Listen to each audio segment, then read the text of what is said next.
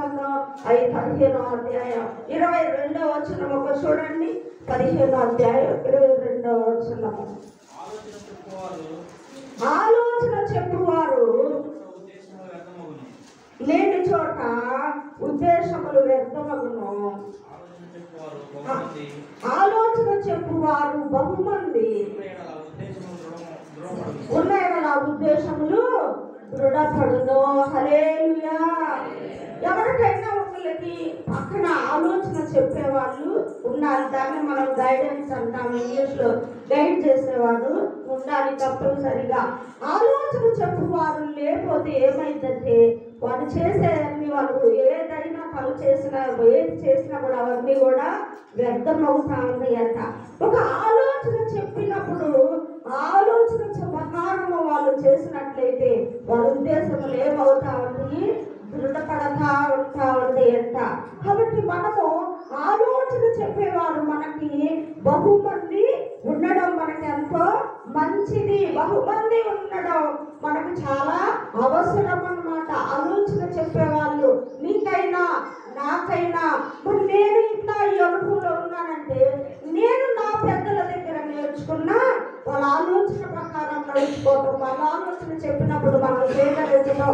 పెద్దలు ఏం చెబుతారు, లేదా అది కుటుంబంలో వ్యక్తులు కావచ్చు, ఆత్మీయ తల్లిదండ్రులు కావచ్చు, ఆత్మ సంబంధమైన శ్రేయోశులాభులు కావచ్చు అని మనం మేలు కోరి వాళ్ళు చెబుతారు. కాబట్టి ఆ ఆలోచన అనేది మనము అంగీకరించాలి. అంటే తిరస్కరించకూడదు. నువ్వు చెప్పేది అనుకోదు, నాకు అంతా తెలుసు, నువ్వు చదివిన 10th క్లాస్ నేను తెలిసింది PhD. హల్లెలూయా. నీ మాట నాకు అవసరం లేదు. నేను ఇప్పుడున్న కంప్యూటర్ యుగంలో ఉన్నాను, నాకు అంతా తెలుసు అంటే అంతా తెలిసినట్టే ఉండదు, అంతా వ్యర్థమే. అక్కడ అంటాడు లేని చోట ఆలోచన చెప్పువారు లేని చోట ఉద్దేశములు ఏమైపోతాయి అంట, వ్యర్థమైపోతా ఉంది అంట. ఆలోచన చెప్పువారు ఉన్నప్పుడు ఏమవుతాయి, అవి బలపడతాయి, దృఢపడతాయి. మన మాటలు అంగీకరించినప్పుడు అవన్నీ కూడా సఫలం అవుతా ఉంటాయి. మనం లేఖన భాగాల్లోనే చూద్దాము. ఆలోచన తీసుకున్న వాళ్ళు ఎలా ఉన్నారు, ఆలోచన తీసుకోకుండా ఉన్న వాళ్ళు ఎవరో ఉన్నారు. మనం ఒకసారి చూద్దాం. నిర్గమకాండం దానికి సందర్భంగా ఒక వచనం చదవండి. సామెతల గ్రంథం 13వ అధ్యాయం 10వ వచనం. గర్వము వలన జగడమే పుట్టును, ఆలోచన విను వారికి జ్ఞానము కలుగును. చదవండి, మీరు కూడా చూసుకోండి. సామెతలు 13:10. గర్వము వలన జగడమే పుట్టును, ఆలోచన విను వారికి ఏం కలిగిందంట, జ్ఞానము కలిగింది. హల్లెలూయా. మనము పెద్దల ఆలోచన తీసుకున్నప్పుడు ఆత్మ సంబంధమైన అంటే దైవిక సంబంధంగా నేను చెబుతా ఉన్నాను అన్నమాట.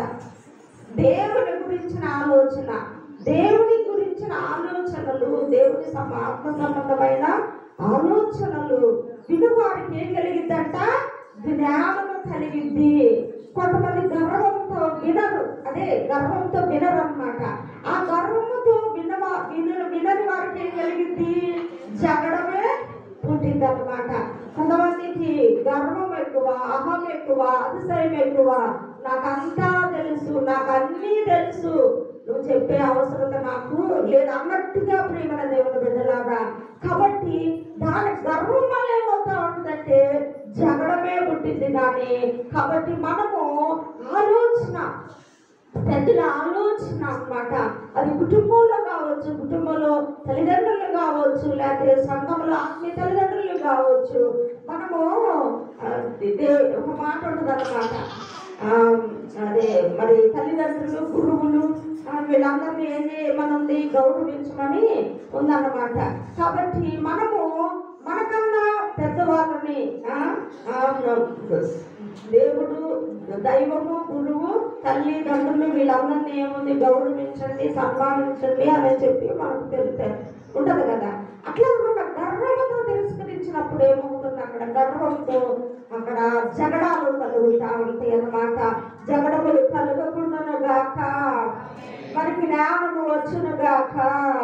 మరి నిజముగా మరి ఒక రాజుల గ్రంథంలో రెహబాము రాజు ఏం చెప్పాడో చూద్దాం. రెహబాము రాజు ఏం చేశాడు, పెద్దలు చెప్పిన ఆలోచనని అతను తిరస్కరించాడు. మీరు చదవాలి గట్టిగా. 1 రాజులు 12వ అధ్యాయం 4 నుంచి 11 వరకు స్పష్టంగా చదవగలిగిన వాడు చదవండి త్వరగా. వినాలి, మీరు బైబిల్ చూసుకోవాలి. మీరు అక్కడ పేజీ నెంబర్ పెట్టి వాళ్ళు అక్కడ చూసుకుంటారు.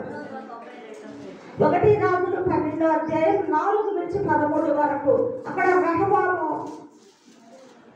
రెహబాముకు పట్టాభిషేకం జరిగింది. చదవండి, నేను చెప్తాను తర్వాత. నీ తండ్రి నియమించిన కఠినమైన దాస్యమును మా మీద అతడు ఉంచిన బరువైన కాడిని నీవు చులకన చేసిన ఎడల మేము నీకు సేవ చేయదము. అందుకు రాజు, మీరు వెళ్ళి 3 దినములైన తర్వాత నా యుద్ధకు తిరిగి రండని సెలవీయగా జనులు వెళ్ళిపోయిరి. అప్పుడు రాజైన రెహబాము తన తండ్రి అయిన సొలొమోను బ్రతికి ఉన్నప్పుడు అతని సముఖమందు సేవ చేసిన పెద్దలతో ఆలోచన చేసి ఈ జనులకు ఏమి ప్రత్యుత్తరం ఇచ్చదనని వారిని అడగగా, వారు, ఈ దినముననే నీవు ఈ జనులకు దాసుడవై వారికి సేవ చేసి మృదువైన మాటలతో వారికి ప్రత్యుత్తరం ఇచ్చిన ఎడల వారు సదాకాలము నీకు దాసులగుదురని.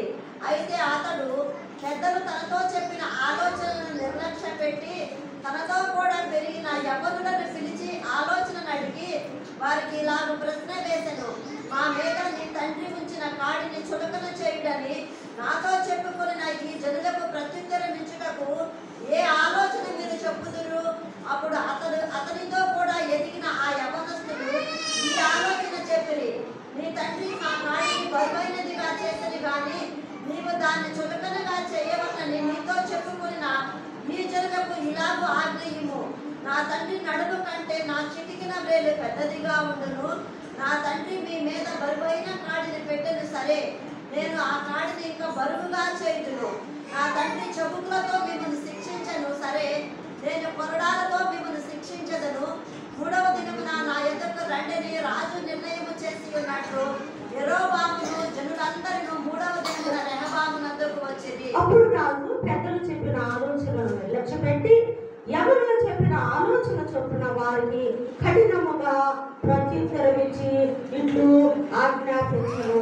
నా తండ్రి నీ కాడిని బరువుగా చేసిన గాని నేను నీ కాడిని బరువుగా చేయుదును. నా తండ్రి ఈ విధముగా నా తండ్రి చిపుకులతో మిమ్మల్ని శిక్షించను గాని నేను కొరడాలతో మిమ్మల్ని శిక్షించుదును. జనులు చేసిన మనవిని రాజు ఈ ప్రకారము అంగీకరింపక పోయెను. హల్లెలూయా. దేవుని బిడ్డ, రాజుల కాలంలో మరి రెహబాము రాజు అసలు ఇప్పుడు మనకు తెలుసు అదంతా చరిత్ర. మొట్టమొదటి ఇజ్రాయెల్ రాజు సౌలు తర్వాత సౌలు తన దేవుడి చిత్తాన్ని నెరవేర్చకుండా స్వచిత్తాన్ని నెరవేర్చాడు కాబట్టి తిరస్కరింపి తన హృదయానుసారుడైన దావీదును దేవుడు రాజుగా ఎన్నుకోవడం తర్వాత దావీదు కూడా తండ్రి చనిపోయిన తర్వాత దేవుడు తన కుమారుడైన సొలొమోను రాజుగా పట్టాభిషేకం జరుగుతూ ఉన్నది. అలాగే సొలొమోను మరణించిన తర్వాత సొలొమోను కుమారుడైన రెహబాముకు పట్టాభిషేకం జరిగింది అనమాట. ఈ రెహబాముకు పట్టాభిషేకం జరిగిన తర్వాత ప్రజలందరూ కూడా అప్పుడు కలిసే ఉన్న రాజ్యం అనమాట. అన్ని గోత్రాల వారు కలిసే ఉన్నారు. ఆ యొక్క వాళ్ళందరూ కూడా వచ్చి, రాజా ఇదిగో మా యొక్క అంటే మా మీద బరువులు అంటే పన్నులు విధులు ఇవన్నీ ఉంటాయి కదా. ఇప్పుడు మనం ఏమంటున్నాము, ఇక అట్లా చెప్తే అర్థమైంది అనమాట. అన్ని పెరుగుతున్నాయి అనుకో. ఆ ప్రభుత్వం ఉన్నప్పుడే మనకు పన్నులు తక్కువ, నూనె ప్యాకెట్ తక్కువైంది. ఇప్పుడు ఈ ప్రభుత్వం వచ్చిన కరెంటు బిల్లు అవుతున్నాయి, నూనె ప్యాకెట్ ఎంతంట, సరుకుల రేట్లు ఎంతంట, అంతంట, అన్ని కూడా సంథింగ్ అంటే మనం సమాజంలో ఈ రేట్లు పెరిగినాయి, ఆ రేట్లు పెరిగినాయి అని చెప్పి మరి ఏం చేస్తా ఉంటాం మనము? అప్పుడే బాగుంది, ఇప్పుడు ఇట్టా ఉంది అంటే ఎవరికి అనుకూలంగా జరిగితే వాళ్ళే మెచ్చుకుంటారు, ప్రతికూలంగా జరిగితే తిట్టుకుంటారు. ఇది అంతే కామన్ కదా. అట్లాగనే వీళ్ళు వచ్చి ప్రజలు అంటా ఉన్నారు. ఆ యొక్క ప్రజలు వచ్చి రాజా రెహబాముకు పట్టాభిషేకం జరిగిన తర్వాత అన్నమాట ఇది. అయ్యా రాజా, నీ తండ్రి కాలంలో ఎట్లా ఉంది, ఇప్పుడు నీ కాలంలో మరి ఎట్లా ఉంటుంది? మాకు అన్ని కూడా సులభంగా అన్ని తగ్గించి అన్ని చక్కగా మా మీద పనులు ఇల్లు అన్ని ఏమి లేకుండా మంచిగా కొంచెం మాకు బాగా అన్ని మంచిగా వెయ్యి అని చెప్పి అడుగుతారు అనమాట. అడిగిన తర్వాత ఏం జరిగిందంటే, దిగుబడి మొట్టమొదటిగా వాళ్ళ నాన్నగారి కాలంలో ఉన్న పెద్దలందరినీ, ఇప్పుడు పెద్దలందరూ అంటే ఎవరు? ఇప్పుడు పెద్దలు అంటే వయసులో పెద్దలు, అన్నిట్లో అన్ని విషయాలు తెలిసి అన్ని విషయాలు బాగా తెలిసి అనుభవజ్ఞులను పెద్దలు అంటాం మనం. ఇప్పుడు పెద్దలంటే శంకర బాబాయి, గోసిమన్నాయుడు బాబాయి, బాబాయి వీళ్ళందరూ కూడా మనం పెద్దలు అంటే అన్నింటిలో అనుభవజ్ఞుల్ని మనం పెద్దలు. అలాగే రెహబాము యొక్క తండ్రి కాలంలో, సొలొమోను కాలంలో పెద్దలందరినీ పిలుస్తాడనమాట. పిలిచినప్పుడు వాళ్ళందరూ వస్తారు. వచ్చినప్పుడు ఇదిగో మరి వీళ్ళందరూ ప్రజలందరూ వచ్చి మమ్మల్ని ఇట్లా అడిగారు, మా కాలుష్యులుగా చేయమన్నారు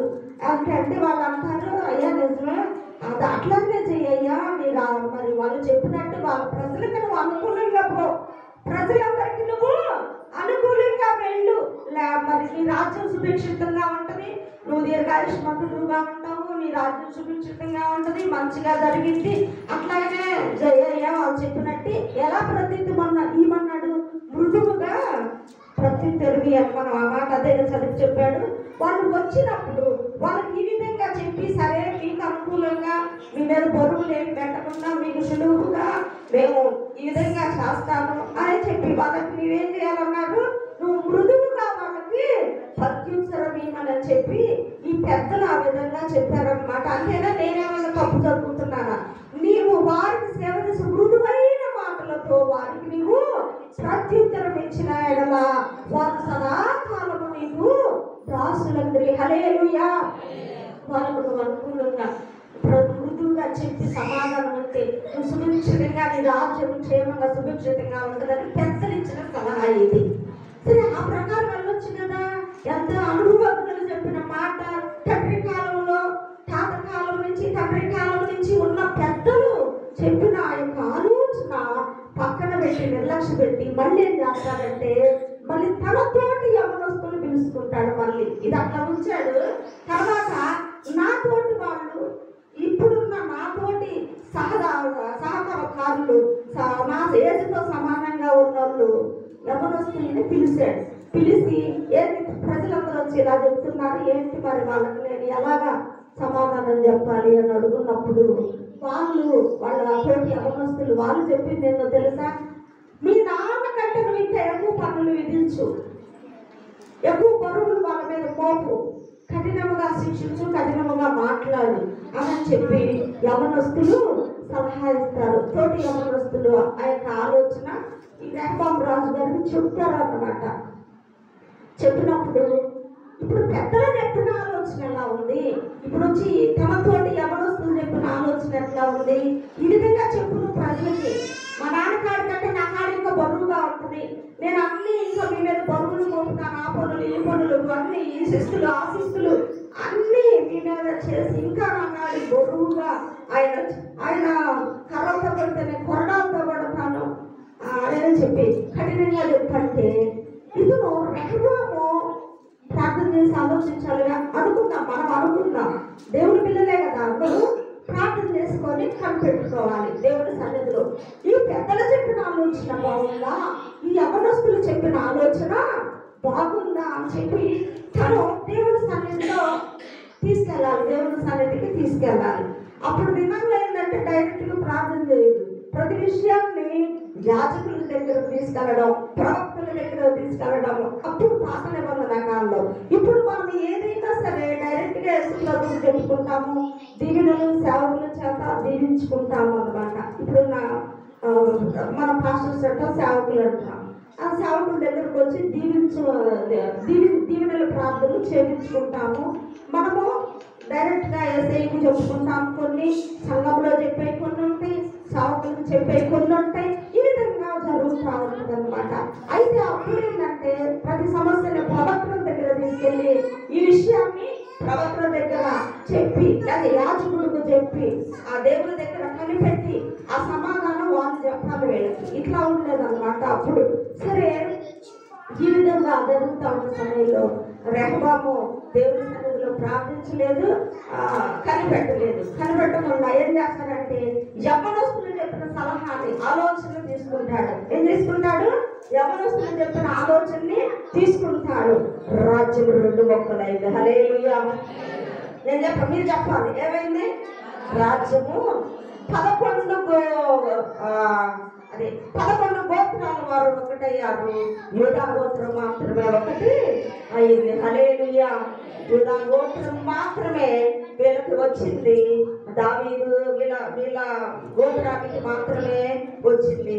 11 మిగతా 11 గోత్రాల రాజ్యాలు ఇజ్రాయెల్ రాజ్యముగా ఉత్తర రాజ్యముగా దానిని ఏర్పాటు చేశారు. యూదా గోత్రం ఒకటి మాత్రమే మరి ఆ యొక్క దక్షిణ రాజ్యముగా అయిపోయింది అన్నమాట. ప్రియమైన దేవుని బిడ్డలారా, చూసారా అక్కడ జరిగిన తేడా? అదే నువ్వు పెద్దలు చెప్పిన ఆలోచన తీసుకున్నట్లయితే, అనుభవజ్ఞులు చెప్పిన ఆలోచన తీసుకున్నట్లయితే ఆ యొక్క ఆలోచన నీ రాజ్యం సుభిక్షితంగా అన్ని 12 గోత్రాల వారు కలిసి ఉండేవారు. ఇజ్రాయెల్ ఒకే దేశముగా ఒకే రాజ్యముగా ఉండేది. ప్రేమల దేవుని బిడ్డ, ఇప్పుడు ఆ విధముగా అతను యవనస్తులు సలహా తీసుకున్నాడు కాబట్టి వాళ్ళకి అనుభవం లేదు. వాళ్ళు అంటే వాళ్ళకి ఆ యవనస్తులు వాళ్ళకి ఏ అనుభవం వాళ్ళ దగ్గర లేదు. వాళ్ళకి ఏ మాత్రం కూడా దేవుని సన్నిధిలో ప్రార్థించి కనబట్టే అనుభవాలు వాళ్ళకి లేవు. ప్రేమైన వాళ్ళారా, అందుని బట్టి వాళ్ళకు తోచింది వాళ్ళు చెప్పారు. ఆ సలహా ఇద్దరు తీసుకోవడం వల్ల రాజ్యము 2 ముక్కలుగా అయింది. హల్లెలూయా. ఇది కుటుంబాల్లో కావచ్చు, సంఘాల్లో కావచ్చు, పెద్దలు మంచి ఆలోచన చెప్పినప్పుడు ఎవరైనా సరే, మీ కుటుంబాల్లోనైనా సరే, అది కుటుంబాల్లో కావచ్చు, దైవికమైన సంఘములలో కావచ్చు, పెద్దలు చెప్పిన ఆలోచన తప్పకుండా మంచిగా వాళ్ళు మంచిగానే చెప్తారు కాబట్టి తీసుకుంటే అది మనకి ఎంతో ఆశీర్వాదము, అది ఎంతో మనకి దేవున. మరి ఇంకొకళ్ళు చూద్దాం. నిర్గమకాండము మోషేకి వాళ్ళ మామైన ఇంట్లో కూడా ఒక ఆలోచన చెప్తాడు. నిర్గమకాండం 18వ అధ్యాయం 19వ వచనం. నిర్గమకాండము 18వ అధ్యాయము 19వ వచనం.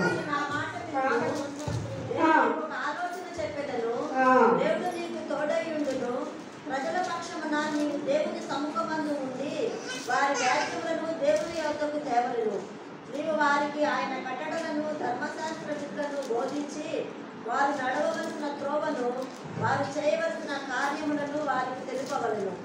దీనికి ముందు ఏంటంటే ఏం జరుగుతూ ఉందంటే, వీళ్ళు ఐగుప్తు దాటి వచ్చేసారు కదా, సముద్రం దాటి వచ్చేసారు. అన్ని దాటి వచ్చేసారు ఇజ్రాయెల్ ప్రజలు. మోషే నాయకత్వంలో వీళ్ళందరూ కూడా ముందుకు సాగిపోతూ ఉన్నారు. ఈ సాగిపోతూ ఉన్న సమయంలో అన్ని వ్యాజ్యాలు వస్తూ ఉన్నాయి. పంచాయతీలు, మన భాషలో ఏంది పంచాయతీలు, మొగుడు పెండాలు పగాడుతున్నాయి. అదొక పంచాయత. మోస దగ్గర పెడుతున్నారు. అన్నదమ్ములు ఆస్తులు కాడ గొడవలు, అది మోస దగ్గరకు తీసుకొస్తా ఉన్నారు. ప్రతిదీ కూడా ఈ 10 వాళ్ళ పొలంలో పడిందంట, వాళ్ళకి చెల్లించాలంట. ఆ పొలం కాగా చేసింది, దానికి ఏంటి పనిష్మెంట్, ఇట్లాగనమాట. వీళ్ళు ఈ విధంగా అన్నమాట వ్యాజ్యాలు, గొడవలు అన్నమాట.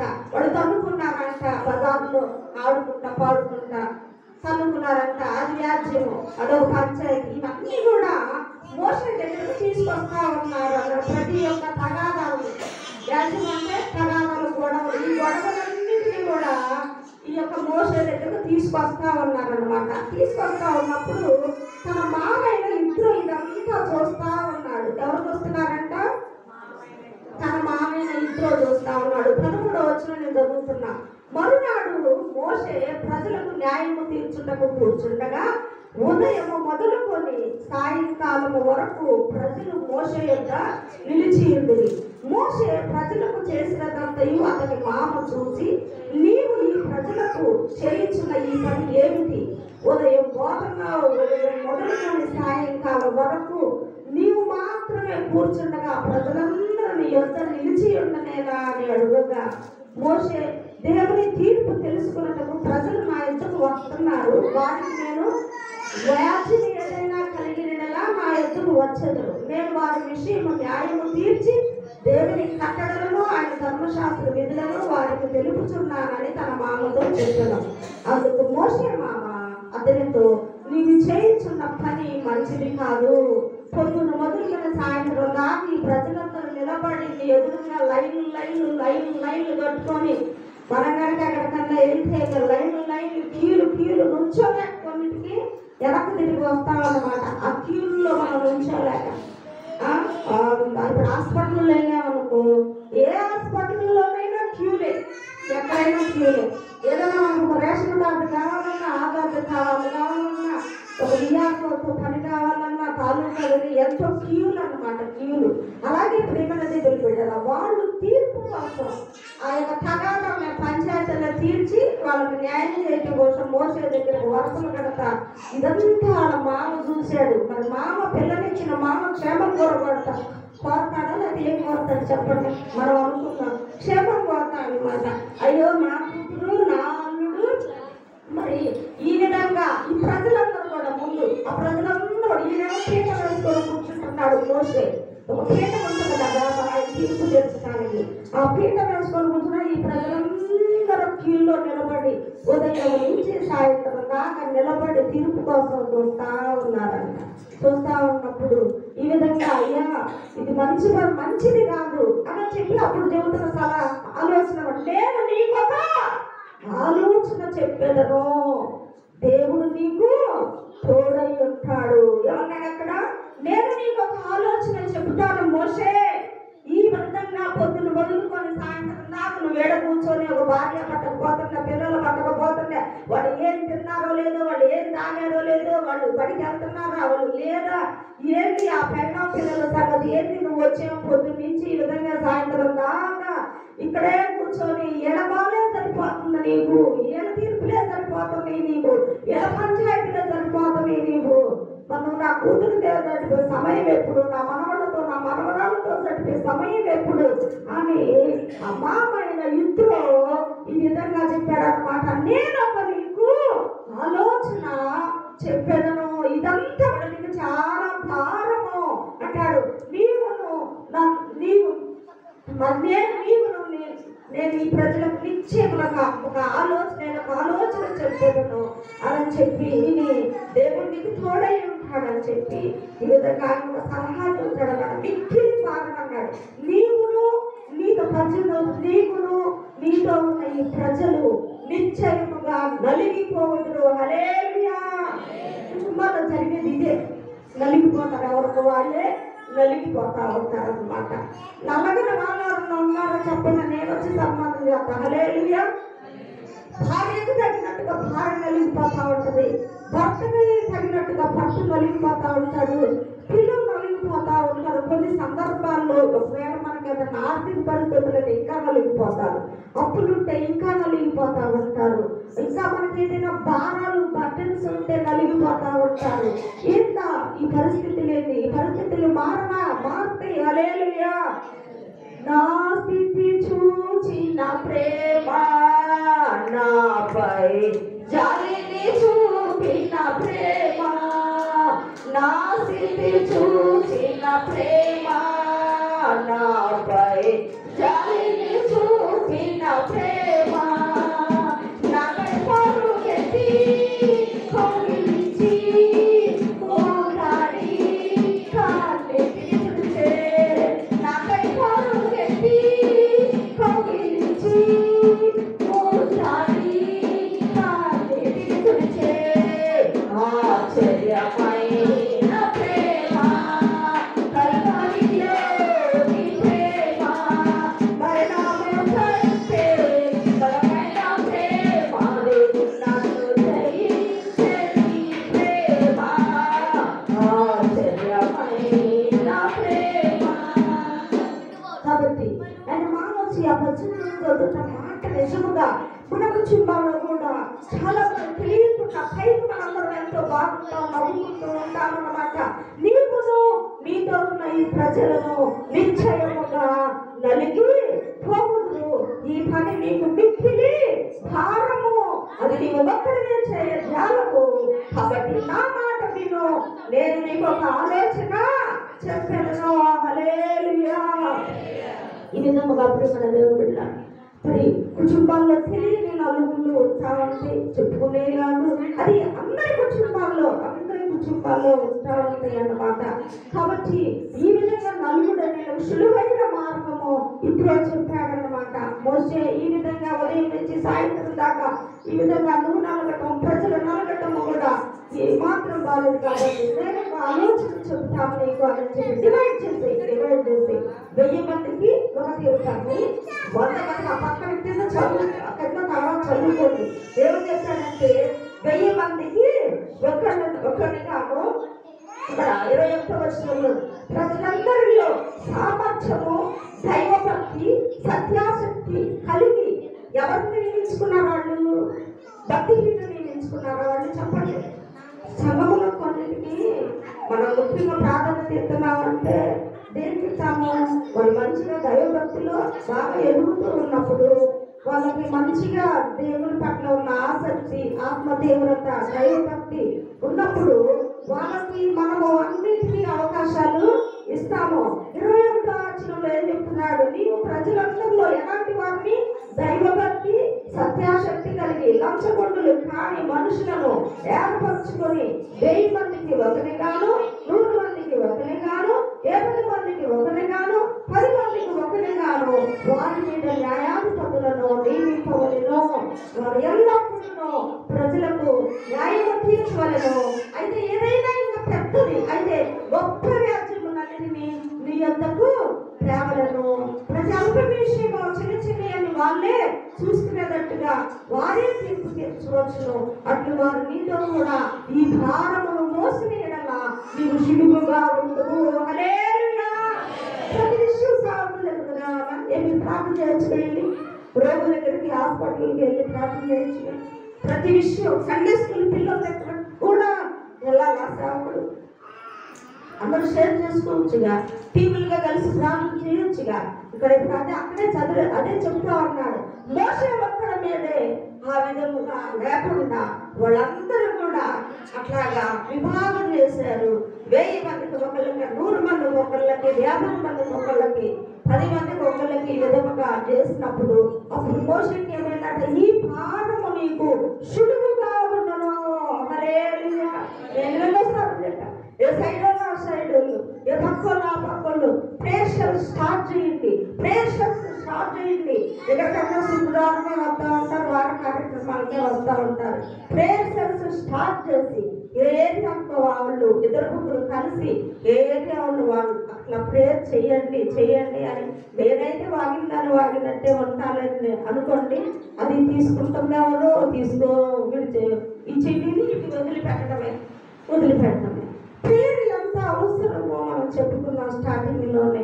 ఎంత అవసరమో, ఎందుకంటే లోకంలోకి మన బిడ్డలు కలిసిపోకుండా సంఘ జీవనంలోనే వాళ్ళు ఎదగడానికి ప్రార్థన ఎంతో అవసరము. ప్రార్థన శ్వాస నిశ్వాసం లాంటిది. శ్వాసలు లేకపోతే మనము సమాధి పెట్టి రెడీ చేయాలి వెళ్ళి.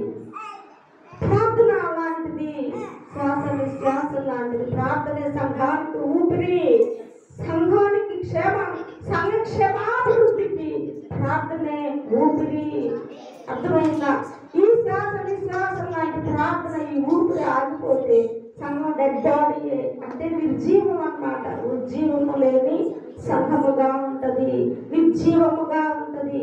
అంటే అది డెవలప్మెంట్ అనేది ఉండదు. డెవలప్మెంట్ అన్నమాట. ఆత్మ ప్రవాహం వల్ల రావడం, సంఘంలో చేర్చబడడం, అట్లాగా సంఘం విస్తరించడము, ఈ డెవలప్మెంట్ అనేది జరగకుండా నిర్జీవంగా ఉంటుంది. అదే ఆ యొక్క ఉద్యమం అనేది, ఉద్యమం అంటే ఏంటి? ఏదో డ్రమ్స్ వాయించేటప్పుడు ఏదో కాసేపు ఉద్యమం కాదు. ఉద్యమం అంటే కొత్త ఆత్మలు వాళ్ళు సంఘంలో చేర్చబడి సంఘం విస్తరించడమే ఒక ఉద్యమం అన్నమాట. మరి ఒక పట్టణంలో 4 వ్యక్తులు కలిసి కంప్యూటర్ పట్టుకున్నారు అన్నమాట. 4 ఒక యవనస్తులు, స్నేహితులు, లేకపోతే వాళ్ళ క్లాస్మేట్స్ ఏదో కానీ 4 కలిసి అంట వేల్స్ అనే పట్టణము కొరకు ఒక కంకణం కట్టుకున్నారంట వాళ్ళు. మా పట్టణంలో ఉద్యమం రావాలి, మా పట్టణంలో ఉద్యమం రావాలి, మా పట్టణంలో ఉద్యమం రావాలి. ఇదే అంశం, ఇదే గోలు, ఇదే వాళ్ళు రీచ్ అవ్వాలన్నమాట. ఇది తీసుకొని అంశం కొరకు 4 కూడా ఏకాంత ప్లేస్కి వెళ్ళి ఎక్కడ డిస్టర్బెన్స్ లేని ప్లేస్ వాళ్ళు ఎన్నుకున్నారు. అంటే కొన్నిసార్లు మనం ఇక్కడ కూర్చున్న డిస్టర్బెన్స్లే వస్తూ ఉంటాయి అన్నమాట. కార్లు శబ్దాలు, ఏ ఒకటి శబ్దాలు వస్తూ ఉంటాయి. వాళ్ళు ఏ శబ్దాలు రాని ప్లేస్లో ఒకళ్ళు ఎంచుకొని ఆ ప్లేస్లో మా పక్కన ఒక ఉద్యమం రావాలి ప్రభా, ఉద్యమం రావాలి ప్రభా అని అలాగే కొన్ని సంవత్సరాలు వాళ్ళు ప్రార్థన చేసినప్పుడు ప్రియమైన దేవుని బిడ్డలారా ఆటోమేటిక్గా ఆ పట్టణం అంతా క్రైస్తవులుగా మారుతారంట. హల్లెలూయా. 100% కూడా క్రైస్తవులు అయిపోయారంట. ప్రియమైన దేవుని బిడ్డ, మనము ప్రార్థన చేస్తే ఏక మనసుతో చేయాలి. అది ఫస్ట్ ఆఫ్ ఆల్ అన్నమాట. వాళ్ళు నలుగురు కూడా ఒకే మనసుతో చేశారు, ఒకే ఏకభావంతో చేశారు, ఒకే అంశం కొరకు చేశారు. ప్రాంతంలో స్వార్థపూర్తిగా ఉండకూడదు. నేనే డెవలప్మెంట్ అవ్వాలి, నేనే ఎదగాలి, నేనే ఫలించాలి, ఇక నా కుటుంబమే ఉన్నతమైన స్థానంలో ఉండాలి, అందరూ కింద ఉండాలి అన్నట్టుగా ఇది కాదు ప్రార్థన. స్వార్థపూర్తిమైన ప్రార్థనలు చేయకూడదు. నిస్వార్థమైన ప్రార్థనని అందరినీ అభివృద్ధిలోకి తీసుకొస్తే హల్లెలూయా. కాబట్టి నిస్వార్థమైన ప్రార్థనలు మనము చేయదుగాక.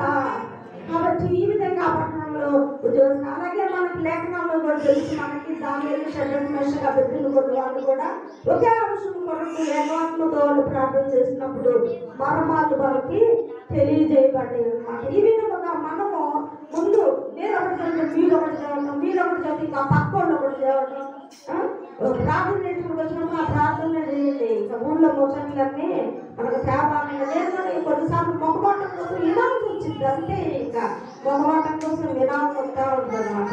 కాబట్టి మనం ఇక్కడ ప్రార్థనకే వస్తుంది కాబట్టి ప్రార్థనే చేయదుగాక. హల్లెలూయా.